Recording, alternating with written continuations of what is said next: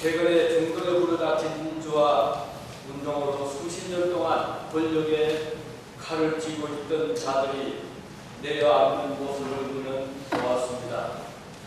리비아의 가다피는 마지막 권력에서 축출될 때까지 큰 소리하면서 천하를 호령하는 것처럼 국영 텔레비전의 그 모습을 비쳤지만 얼마 못 가서 생명을 살려달라고 애걸 하는 애처로운 모습을 우리는 보기도 했습니다. 그는 자비를 얻지 못하고 결국은 비참한 최후로 생을 마쳤죠. 그 자신뿐 아니라 나라의 주요 요직을 차지하고 있었던 그의 자녀들도 별이 소리 없이 땅에 떨어지듯이 떨어지고 말았습니다. 가인은 동생을 쳐서 그 목숨을 빼앗았습니다. 동생이 자기보다 하나님의 사랑을 더 받는 것이 싫었기 때문이었죠. 시기와 질투로 인해서 무력으로 동생의 모든 것을 빼앗아버렸습니다. 이제는 눈에 거슬리는 자가 사라졌고, 그리고 다시는 마음에 갈등이 없겠다고 생각을 했습니다. 보기 싫은 사람이 사라지고 독차지가 되어서 아버지 사랑을 한 몸에 받을 것이란 생각을 했지만 우선 착각이었습니다. 하나님도 이제는 자신의 드리는 제사를 받을 수밖에 없을 것이라는 그런 생각도 잘못되었음을 그는 후에 알게 됩니다. 오히려 그를 기다렸던 것은 그와는 정반대였습니다. 창세기 4장 11절 12절을 보면 이렇게 기록이 되어 있습니다. 땅이 그 입을 벌려 내 손에서부터 내 아우의 피를 받았은즉 내가 땅에서 저주를 받으려니와 내가 밭가라도 땅 다스리고 효력을 내게 주지 아니할 것이요 너는 땅에서 피하여 유리하는 자가 되리라. 이렇게 기록이 되고 있습니다. 가인은 앞이 캄캄함을 느끼게 됩니다. 그때까지만 해도 눈에 거슬리는 자를 제거한 그런 기분으로 오히려 속이 시원했을지도 모릅니다. 보기 싫은 사람이 눈에서 사라졌으니 시간이 지나면 행복이 찾아올 것이라고 생각을 했을 것입니다. 그러나 그 결과는 반대였습니다. 하나님에게서가 아니라 당장 땅에서부터 반응이 나타나는데 땅이 저주를 받아 가인에게 곡식의 열매를 내지 않는 것이었습니다. 그는 이미 오랫동안 농사를 지을 경험이 있었잖아요. 땅은 비옥했고 그가 뿌린 대로 좋은 열매를 잘 내줬으며 해마다 풍성한 곡식이 창고를 차고 넘치게 했습니다. 그것으로 실컷 먹고도 남아 제사를 드릴 수도 있었습니다. 그러나 아벨을 죽이고 난 그 이후로 갑자기 땅이 돌변한 것입니다. 가인이 여호와께 고하되 내 죄벌이 너무 중하여 견딜 수 없나이다. 주께서 오늘 이 지면에서 나를 쫓아내시온즉 내가 주의 낯을 배웁지 못하니 내가 땅에서 피하며 유리하는 자가 될지라. 물은 나를 만나는 자가 나를 죽이겠나이다. 이렇게 기록이 되고 있습니다. 막상 동생을 없애고 나니까 이 가인에게는 두려움이 찾아온 것입니다. 함께 살 동안 느끼지 못했던 공포는 견딜 수 없을 정도로 가인을 괴롭힙니다. 그리고 피해서 도망갈 것조차 이 세상에 없음을 그는 뼈저리게 느끼게 됩니다. 자신의 뜻을 이루고 나면 더 이상 눈에 거치는 것이 없을 것이라고 생각했던 가인의 생각은 사실과는 달랐습니다. 이제는 더 이상 경쟁할 대상이 없기 때문에 동생은 의식할 필요 없이 자유롭게 제사하고 마음대로 살아도 좋을 것이라고 하던 기대도 사라진 것을 보게 됩니다. 우리는 이런 모습을 우리 자신에게도 가끔 느낄 때가 있잖아요. 눈에 가시처럼 보이는 저 사람만 사라진다면 얼마나 행복할까 이런 생각을 할 때도 있습니다. 좀 더 크게 본다면 우리를 괴롭혔던 일본이 없어지면 좋지 않을까 이런 생각을 할 수도 있을 테고, 아니면 저 중국이나 북한이나 소련이 우리를 좀 멀리 떠나면 좋겠다 이런 생각을 할 수도 있을 것입니다. 그러나 이 세상은 꼭 그렇지만은 않다는 것을 우리가 이 한 가정사를 통해서도 보게 되는 것이거든요.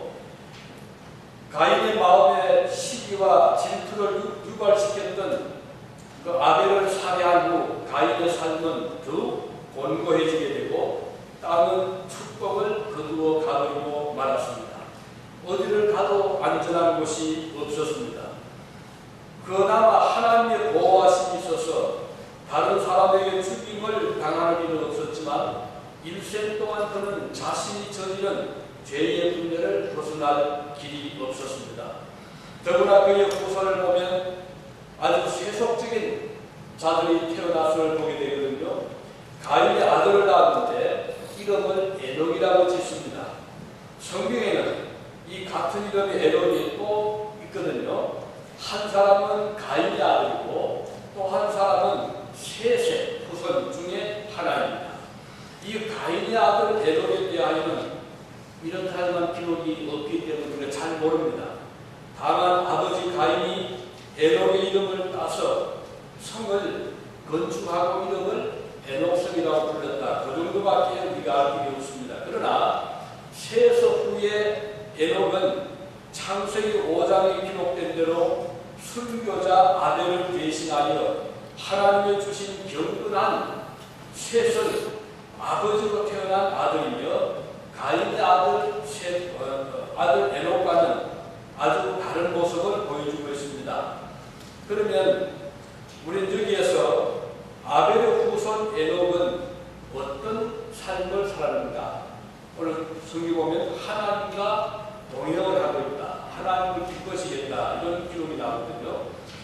그 에녹은 즉 아벨의 후에 셋의 후에 에녹은 하나님과 동행을 했던 사람이었습니다.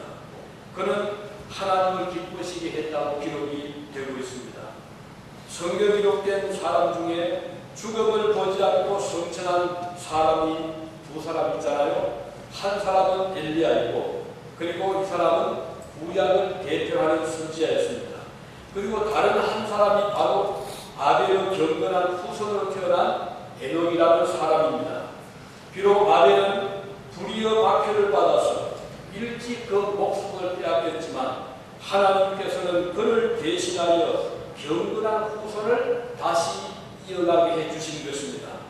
종종 노인들 이와 같이 이 세상에서 부당한 대우를 받을 때가 있습니다. 아벨이 하나님께 합당한 제사를 드렸다고 해서 가인에게 죽임을 당한 경우처럼 오늘도 노인들이 악인들에게 테러를 당하고 박해를 당하는 경우들이 있습니다. 아벨이 가인에게 죽임을 당하는 비극적인 일들이 이 세상에 지금도 많이 일어나고 있다는 것을 우리는 종종 보게 되죠. 또 체험하게 됩니다. 이럴 때 우리 그리스도인들은 또는 하나님 백성들, 노인들은 낙심할 수가 있거든요. 그러나 성경에 보면 오히려 이럴 때에 노인들은 인내하고 하나님의 깊은 뜻을 돌아볼 필요가 있습니다. 사도 바울은 복음을 전하다가 많은 피탁을 당했잖아요. 그토록 위대한 사도가 악을 행한 결과가 아닌 오히려 복음을 전한다는 그 이유 때문에 유대인들에게는 버림을 당하였고 이방인들에게도 온갖 박해를 당하는 것을 볼 수가 있습니다. 그는 고백을 하기를 내가 수고를 넘치도록 하고 옥에 갇히기도 하고 더 많이 하고 매도 수없이 맞고 여러 번 죽을 뻔하였으니 유대인들에게 40에 하나가만 매를 5번 받았으며 3번 태장으로 맞고 1번 돌로 맞고 파송하는데 일주일을 기쁨에서 지냈으며 여러 번 여행과 강의 위험과 강도의 위험과 동족의 위험과 이방인의 위험과 시내의 위험과 광야의 위험과 바다의 위험, 거짓 형제중의 위험을 당하고 또 수고하며 애쓰고 여러 번 자지 못하고 줄이며 목마르고 여러 번 굶고 춥고 헐서더라. 고린도전서 11장 보면 바울은 이렇게 정갈하게 자기가 겪은 것을 우리에게 전해주고 있습니다. 그렇지만 바울의 마음에는 하나님을 그런 중에서도 하나님을 기쁘시게 하는 그 일념으로 가득 차 있었음을 볼 수가 있습니다. 그럼 다시 이렇게 말합니다. 갈라디 1장 10절에 보면 이제 내가 사람들에게 좋게 하랴 하나님께 좋게 하랴 사람들에게 기쁨을 구하랴 내가 지금까지 사람의 기쁨을 구하는 것이 어떠면 그리스도의 종이 아닙니다. 여기 보면 사도 바울은 한결같이 원리적으로 그는 하나님을 기쁘시게 하는 그 삶을 살기 위해서 이렇게 노력하는 것을 볼 수가 있는 것입니다. 그에게 있어서 최대의 관심은 하나님을 기쁘시게 하는 일이었습니다. 이런 사도 바울의 모습을 바로 구약시대 아벨 대령이던 셋의 후손 에녹에서 이미 찾아볼 수가 있는 것입니다. 사도 바울이 기록한 히브리서 11장 5절에는 에녹은 하나님과 동행한 사람이었으며 또 하나님을 기쁘시게 하는 자라는 증거를 받은 자라고 기록을 하고 있습니다.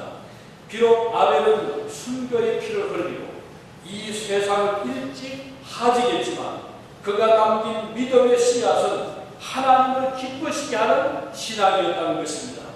그의 믿음은 먼 훗날 바울에게서 이렇게 다시 나타나고 있습니다. 그러나 어느 가인의 후예에게서도 이런 모습을 찾아볼 일은 없습니다. 가인의 후손 중 라벨이라는 사람은 최초로 일부 다처제를 도입한 사람이었습니다.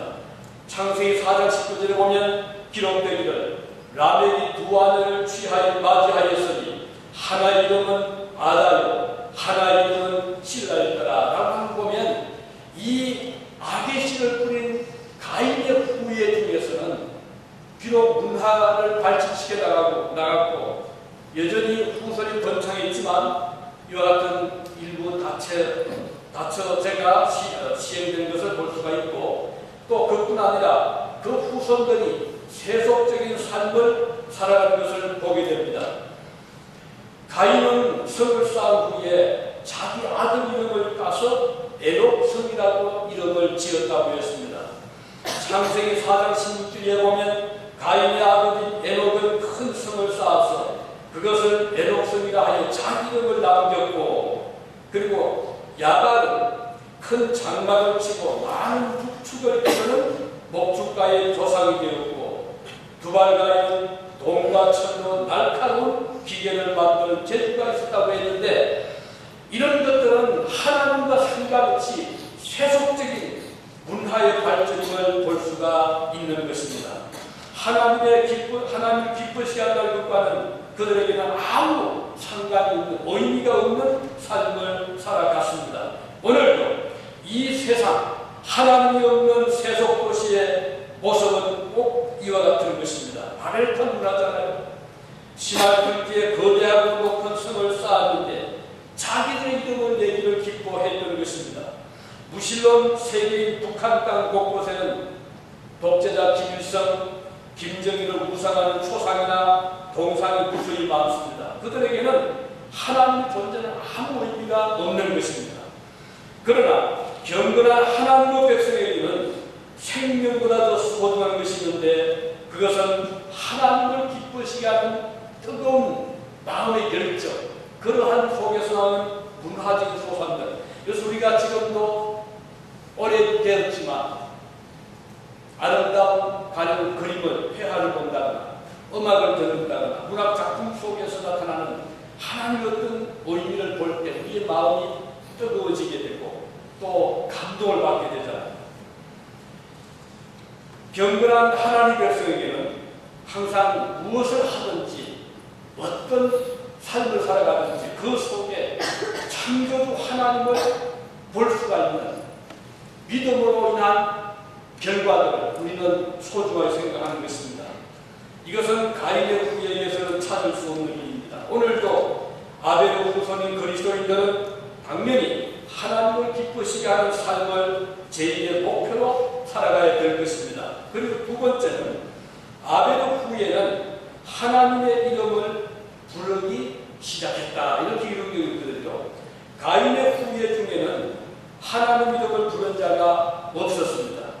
그러나 아벨의 후손들은 하나님의 이름을 부르며 살았다고 기록이 되고 있습니다. 창세기 4장 20절에 보면 셋 또 아들을 낳고 그 이름은 에노스라 하였으며 그때의 사람들이 비로소 여호와의 이름을 불렀더라라고 기록이 되고 있는데, 영어 번역을 보면 At that time men began to call on the name of the Lord. Men began to call, 부르기를 시작했다. On the name of the Lord, 주님의 이름으로 부르기를 시작했다라는 기록이 나오거든요. 이 말씀의 의미는 아벨의 후예로 태어난 에노스 시대부터 하나님의 이름을 부르기 시작했다는 것입니다. 그렇다면 지금까지 가인의 후손들에게서는 하나님이라는 말을 그들의 삶에서 찾을 길이 없었다는 것입니다. 하나님 이름을 아무에게서나 불려지지 않음을 보는 것이죠. 어떤 이들은 평생 동안 하나님이란 말을 전혀 사용하지 않고 사는 자들이 있습니다. 그들에게는 하나님이라는 존재는 자신과는 하등 상관이 없는 것으로 생각을 하기 때문입니다. 하나님의 이름을 부르지 않고 살아가는 자들은 예나 지금이나 우리 주변에 많이 있잖아요. 그들에게는 하나님 이름이 생소해 보입니다. 종일 바쁘게 살아가지만 하나님과는 전혀 상관없는 삶을 살아가고 있는 자들입니다. 그들에게는 하나님의 존재가 의미가 없습니다. 하나님은 존재하지 않는다고 생각하는 것입니다. 그러나 시편 14편 1절에 보면 어리석은 자는 그 마음이 이르기를 하나님이 없다 하더라. 저희는 부패하고 소행이 가증하여 선을 행하는 자가 없다라고 말씀하고 있습니다. 그러나 아벨의 후예들에게는 하나님의 이름을 삶의 구석구석에서 찾아볼 수가 있는 것입니다. 그들에게는 하나님의 존재는 절대적입니다. 하나님께서 간섭하시고 하나님께서 보호하시고 하나님께서 축복하시는 것을 마음으로 믿으며 살아가는 자들은 바로 아벨의 후예들입니다. 믿음의 조상 아브라함은 가는 곳마다 제일 먼저 한 일이 무엇이었습니까? 하나님을 향하여 제단을 쌓는 일이라고 했습니다. 아직 성전이 건축되지 못한 시대이기 때문에 그는 태양빛이 내리쬐는 저 중동의 사막 같은 그 지역에서 야외에서 상술나무 그늘 밑에서 제사를 드리곤 했습니다. 야곱은 어떻게 했습니까? 그 모나는 길을 도망가다가 돌배 베개했던 돌을 세워서 제단을 쌓았다고 했고 하나님 이름을 불렀다고 했습니다.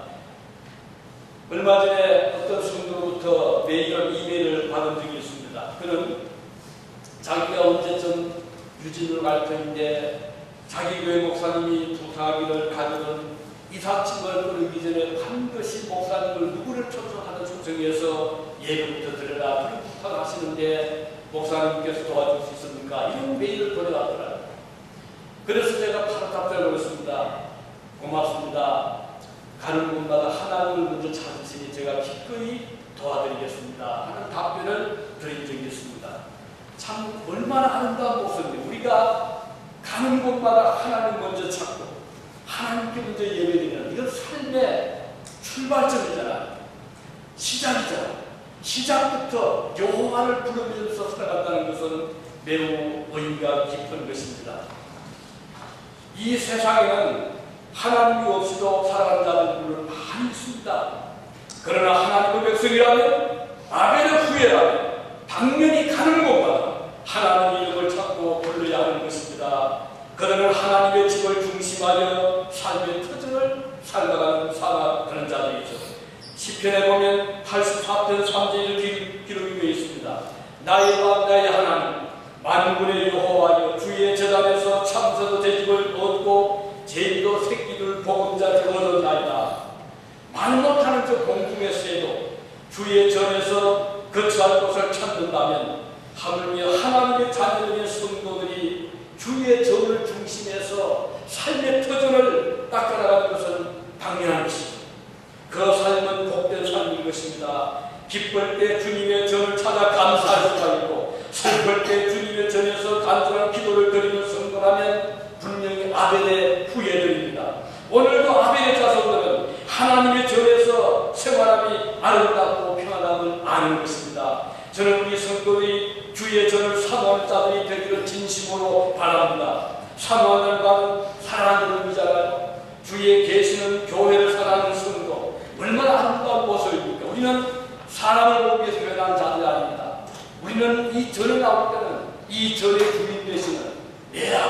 전 우리 하나님을 보고 나온 자들이잖아. 그래서 아벨의 후예들이라면 하나님을 기쁘시한 삶을 살아가는 자들이라는 것을 볼 수가 있고, 마지막으로 아벨의 후손들은 하늘의 상급을 바라보고 기뻐하는 자들이라는 것입니다. 그들에게는 세상의 행복이 삶의 전부가 아닌 것입니다. 오히려 그것은 잠시 스쳐 지나가는 한 과정에 불과한 것을 그들은 생각했던 것입니다. 그들은 영원한 세계는 이 세상이 아니라 하늘나라에 있음을 그들은 바라보았던 것입니다. 아벨이 죽임을 당한 것은 인생의 실패가 아니잖아요. 많은 분들이 생각하기는 참 아깝다. 그는 젊어서 목숨을 잃고 말았구나. 이제는 더 희망이 없는데, 이렇게 생각할 수가 있지만 우리는 이 아벨의 죽음에서 죽음은 더 큰 하나님의 놀라운 역사를 보게 되는 것입니다. 그들을 기다리시는 하늘에 계신 하나님을 바라보고 기뻐하면서 믿음을 지키고 나갔던 것입니다. 만일 아벨은 이 세상의 삶을 끝으로 생각한다면 얼마나 억울한 죽음이겠습니까? 에녹은 하나님과 동행하는 일생을 산 다음에 죽음을 보지 않고 성천했지 않았습니까? 분명히 보여주시는 것은 하늘의 세계가 있다는 강력한 메시지를 보여주시는 것입니다. 믿음의 조상 아브라함은 상 주시는 하나님을 믿었다고 했습니다. 창세기 10장 1절에 보면 이후에 여호와의 말씀이 이상 중에 아브라함에게 임하여 가라사대 아브라함아 두려워 말라 나는 너의 방패요 너의 지극히 큰 상급이니라라고 기록이 되고 있습니다. 이사야서 62장 11절에 보면 여호와께서 땅끝까지 반포하시되 너희는 딸 시온에게 이르라 보라 내 구원이 임하느니라 보라 상급이 그에게 있고 봉이 그 앞에 있느니라 라고 하셨는데, 이게 분명한 것은 우리의 성도의 삶은 이 세상이 다가 아니고 내세가 있고 내세만 그냥 있는 것이 아니라 그가 행한 대로 하나님은 상급을 준비하고 계시다는 것입니다.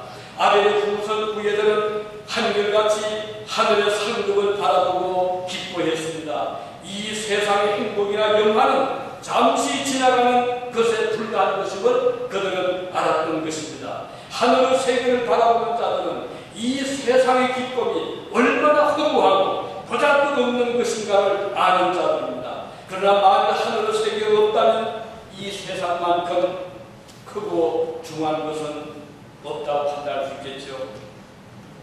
미국의 웅장한 자연경관이 대단하잖아요. 그러나 그 못지않게 아름다운 곳이 이 세상에 많이 있잖아요.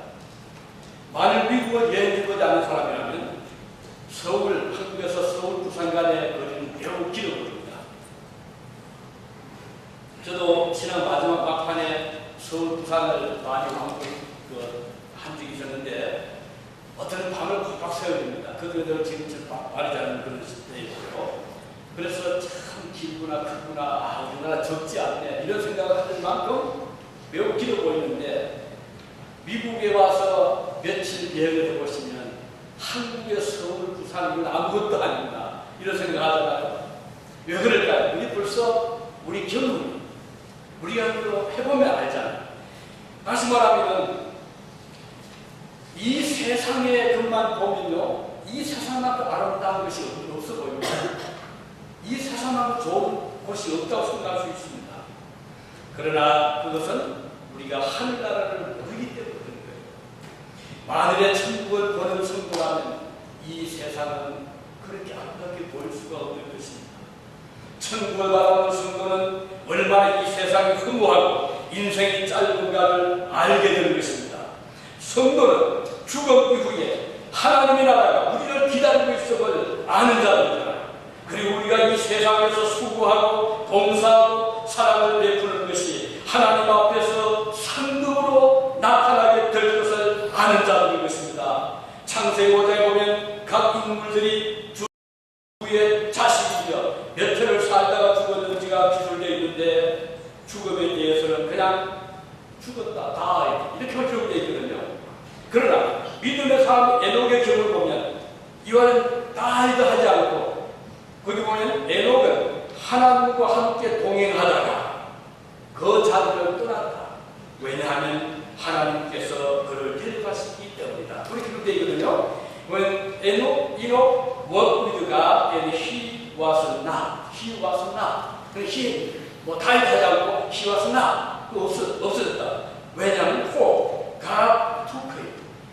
하나님이 그를 데리고 가시기 때문에 he was not 그렇게 되어 있지. he died 하지 않습니다. 바로 이것이 승대 죽음이에요. 오늘 우리가 죽을 때 he died 하지 않고 he was not for God took him. 왜냐하면 하나님께서 나를 데려가시기 때문에 나는 이 세상에 있지 아니하라. 그래서 우리 그리스도의 죽음은요 장소의 이동이잖아요. 이 유진 땅에 살다가 한국에 살다가 죽음이라는 그 관문을 통과할 때 장소만 옮기는 것이고 그 옮겨가는 장소는 이 세상과 비교할 수 없을 만큼 아름다운 것이고 영원한 것이고 영화로운 것이 그것을 성경은 말씀하고 있는 것입니다. 아브라함이 그 큰 믿음을 지킬 수 있었던 것은 죽음으로 생이 끝나는 것이 아니라 하늘의 상급을 바라볼 수 있었기 때문이었습니다. 그 믿음으로 그는 나이 100세가 되어도 하나님 약속대로 아들을 주실 것을 믿었던 것입니다. 만일 아브라함이 이 세상에 가라고 하면 하나님 100세 아들을 주실 뭐합니까? 저 애기를 보지 못하 죽습니다 하고 절망에 빠질 때인데 그는 나이 100세가 되었지만 아들을 주신다고 하니까 너무 기뻐했죠. 왜냐하면 비록 그는 세상을 떠난다 하더라도 그는 하늘에서 자기 아들의 그 모습을 볼 수 있거든요. 우리 그리스도인은 이 세상이 다가 아님을 우리는 분명히 아는 자들인 것입니다. 그래서 그는 믿음으로 아들을 하나님께 아낌없이 바칠 수 있다는 만일에 죽음이 따르면 어떻게 바치겠어요? 죽음이 따르면 그런 아브라함은 분명히 믿었습니다. 내 아들을 바치면 하나님께서는 그를 다시 살려주시리라. 이게 바로 부활의 믿음이었거든. 모세는 애굽의 부귀영화를 초계처럼 그리고 하나님의 백성과 함께 고난의 대열에 항거할 수 있었던 것도 그의 부활의 신앙이었습니다. 오늘도 마찬가지잖아요.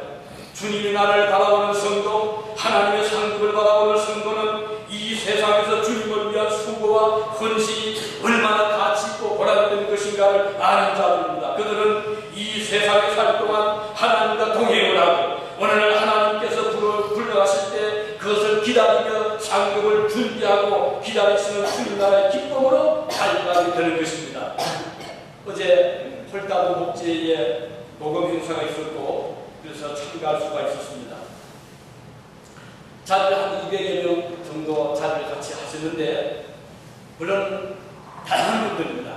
그 중에는 뭐 입양 아이를 잘하는 분도 있었고 아이를 데려간 분도 있었고 마침 그 앞에 안내 맡은 분이 지난 이번 음악회 때 왔던 분인데 우리 한국 아이 시계에서 이강한 셰리라는 그 아주머니 어머니가 또 그것이 일을 하더라고요.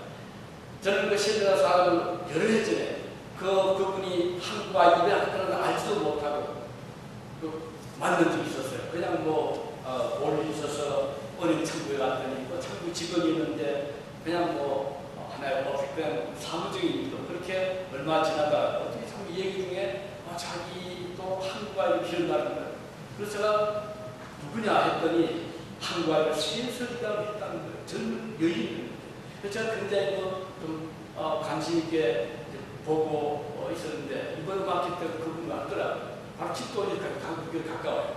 근데 그분도 그 안내 맡고 있더라고요. 근데 아이들이 잘 자라고 있습니다.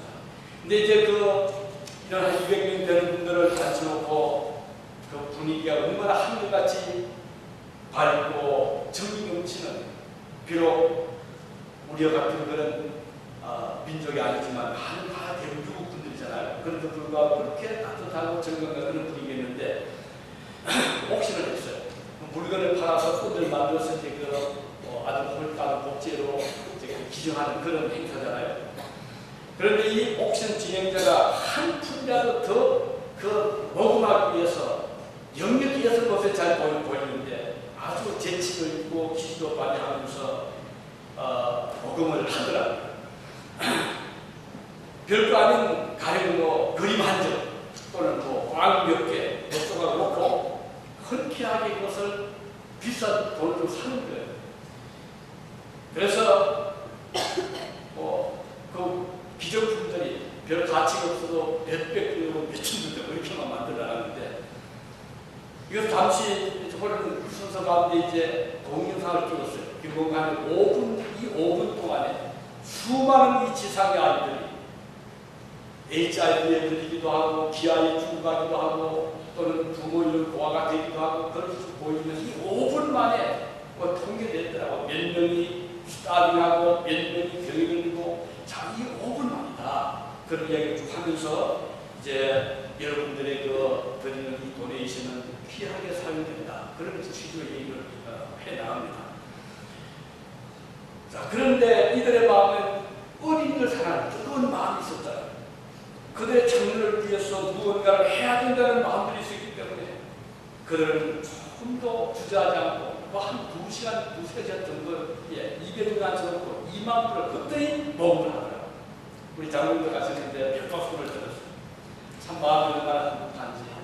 우리가 이 세상에 살면서 남 도울 것 없이 내 속으로 살아갈 수 있습니다. 하지만 우리 그리스도인들은 그것만이 다가 아닙니다. 우리에게는 더 좋은 가치가 있고 우리에게는 더 나은 내일이 있고 미래가 있기 때문에 오늘 우리가 때로는 좀 내 자신이 제약하고 고생하고 하지만 오히려 위해서 좋은 일을 위해서 기쁘게 드리고 도네이션하고 그렇게 함으로써 하나님 앞에 영광을 돌리고 그 중에 또 한 분 지난번에 음악회 때 오셨던 딱대기 그분이 지금 명예회장이잖아요. 근데 이분이 연세가 80인데도 어제도 나오셨어요.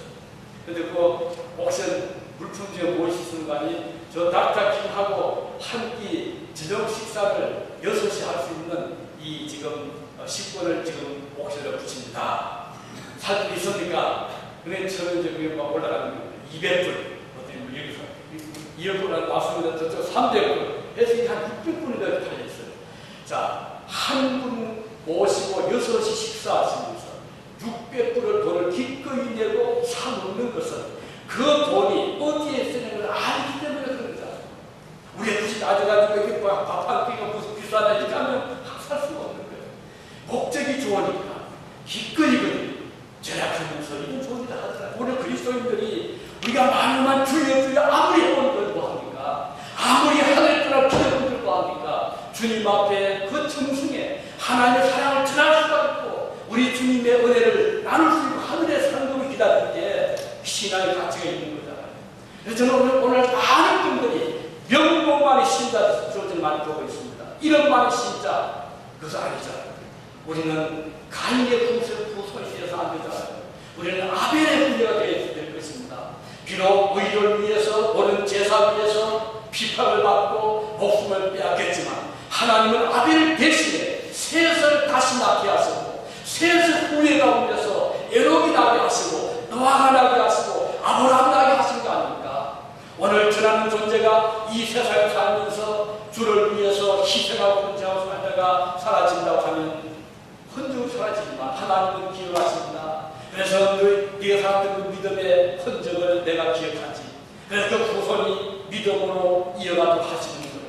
지금 벌써 한국에는 기독교 들어온 지가 이제 한 2-3세기 되다 보니까 벌써 다 5대, 6대째 믿는 가지고 있고 그 볼 때 참 저는 기쁩니다. 하나님께서 그 오래 조상을 부르시더니 저렇게 믿음을 지키게 하시는구나. 참 너무 감사하잖아요.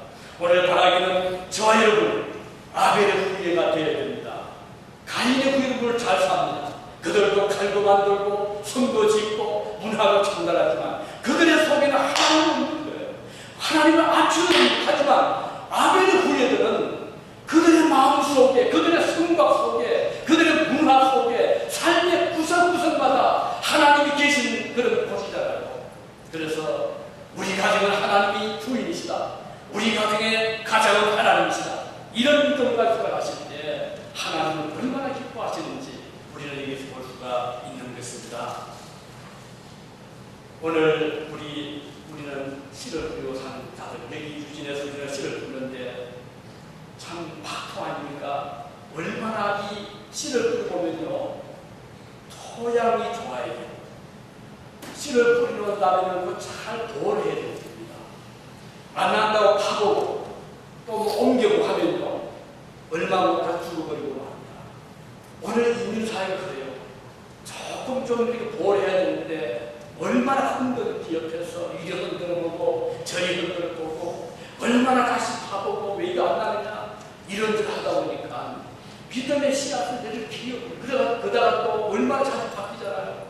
하루에 좀 몇 년이 지나야 뿌리도 내려가고 그리고 인내도 배우고 헌신도 배우는데 조금 뿌린데를 하는데도 흔들려서 위 흔들고 저기 흔들고 온갖 그런 불만이 나오다 보면 뿌리 내려가던 성도 믿음 조상은 다 뽑히고 말잖아요. 그 다음 또몇 번 오고 나면 다 흩어지고 막 이래서 많은 사람들이 이민 와서 믿음을 잃어버립니다. 그래서 정치자들이 너무 많아요. 도전을 하는 수없이 많습니다. 대도시가 수없이 많아요. 이것은 바로 믿음을 못 내는 그런 모습들이잖아요. 이것은 참 불행합니다. 우리 중앙교회는 뿌리를 좀 내립시다. 그래서 흔들지 마. 잘 믿어보려고 할 때 격려해주고 도와주시고 내 마음 계획에 좀 불만이 있더라도 그 불만 너무 강하게 그렇게 흔들지 마시기 바랍니다. 그래서 우리가 몇 년을 참읍시다. 우리 같이 기도합시다. 앞으로 하나님께서 우리의 은혜를 베풀어 주시면 여기 우리 중앙교회에서 유진해서 훌륭한 주님의 인분들 많이 나올 것입니다. 훌륭한 학교도 나올 것이고 훌륭한 사업도 나올 것이고 훌륭한 선교사 나올 것이고 훌륭한 목회도 나올 것이고 훌륭한 장로도 나올 것이고 얼마나 좋잖아요. 그 꿈을 우리가 바라보면서 오늘 붙는 잠을 되기를 바라는 것입니다. 그래서 오늘 당장에 나에게 뭐 큰 유익이 어떤 이익이 되지 않는 나도 그것 때문에 관심 없어 하지 말고 오늘 나는 그 아벨처럼 순교의 피를 흘리는 것 같은 그런 희생이고 헌신이 나더라도 내 다음 때에 가면 하나님 나를 불쌍히 것이고 나의 뿌리는 그 기도의 씨를 불쌍히 것이고 나의 흘리는 그 헌신의 그 땀방울을 주님께서 비기보시고 내 다음 후학들 내 다음 세대 나의 자녀들 가운데서 우리 하나님께서 훌륭한 에녹 같은 노아 같은 아브라함 같은 모세 같은 또 이사야 같은 그런 자들을 우리 교회에서 세워주실 수가 있다는 것을 저는 참 확신하고 또 바라보면서 오늘 저와 여러분이 이런 믿음으로 섬겨 나갈 수 있기를 바랍니다. 일용할 양식을 주신 하나님의 은혜를 진심으로 감사하면서 그것을 받아 나누어 줄 수 있다. 그것은 곧 하나님을 기쁘시게 하는 성하는 성경에 가르쳐주고 있습니다. 어린 소자에게 냉수한 것을 나누어 주는 그 작은 일 속에서 하나님과 동행하는 수가 있잖아요. 하나님을 기쁘시하는 수가 있는 것입니다. 부용마다 우리가 김치를 강력한 겁니다. 작은 정색 김치를 우리가 공기에 담습니다. 부모를 떠나 이어를 위해서 공부하며 수고하는 우리 자녀들에게 지극히 작은 정색 김치를 전달할 때 그건 김치가 전달이 아니잖아요. 그 속에는 사랑이 있는 것이고 정성이 있는 것이고 그것을 주고받을 거는 그 마음의 따뜻함이 있고 이것이 계기가 되어서 언젠가 믿음의 큰 능력을 맡겨도 될 것을 저는 확신하는 것입니다. 그래서 이 작은 사랑의 씨앗 속에서 우리는 먼 미래에 맺게 될 하나님의 놀라운 역사를 바라볼 수 있기를 바라는 것입니다. 이 신앙 대회에 여러분의 뜨거운 동참을 부탁드립니다. 그리고 기도해 주시기 바랍니다. 하나님은 약속대로 하늘의 상급으로 반드시 채워주실 것을 우리는 믿고 있는 것입니다. 하나님이 주실 것입니다. 우리의 믿음을 주는 귀한 것인 것을